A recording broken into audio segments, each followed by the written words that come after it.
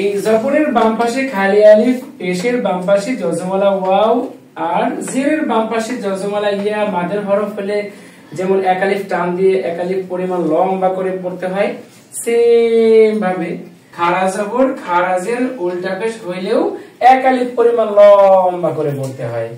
আর এই মাদের একটা নাম আছে, এই মাদের নাম হচ্ছে মাদ্দে তবাই অথবা মাদ্দে আসলিও বলে। মাদ্দে আসলি অথবা মাদ্দে তবাই যেটা বলো না কেন হয়ে যাবে, তবে আমরা মাদ্দে তবাইটাই বলবো। হ্যাঁ, হা আলিফ জবর কি বলেছো তোমরা? সেম দেখো, হা খাড়া জবর এই হরফের উচ্চারণটা কি করেছিলে? আর হা খাড়া জবর এই দুটো উচ্চারণ কি এক হয়ে গেল না বলো? হা ওয়া পেশ কি বলেছো? হু। আর এখানে হা উল্টা পেশ সেম টু সেম হু হু।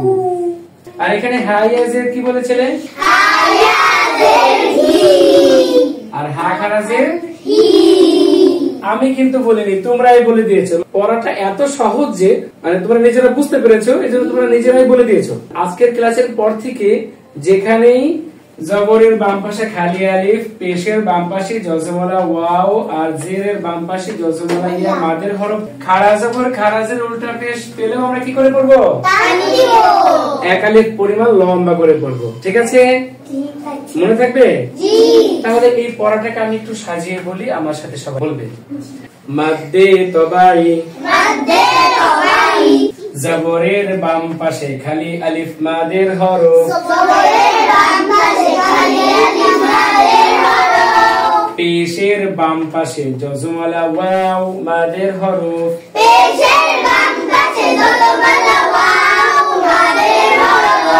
জেরের বাম পাশে জজমওয়ালা ইয়া মাদের হরফ,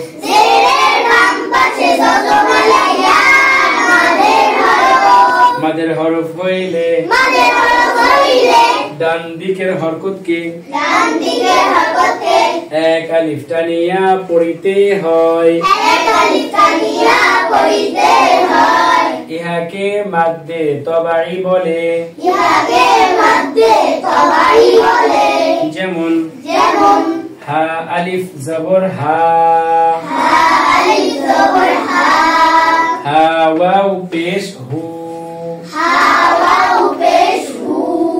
হা ইয়া জের হি, হা হু হি, খাড়া জবর খাড়া জের উল্টা পেশ থাকিলে এক আলিফ টানিয়া পড়িতে হয়, ইহাকেও মাদ্দে তবাই বলে। যেমন হা খাড়া জবর হা, হা খাড়া জের হি, হা উল্টা পেশ হু, হা হি হু। প্রিয় শিক্ষার্থী বন্ধুরা, এই ছিল মাদ্দে তবাই।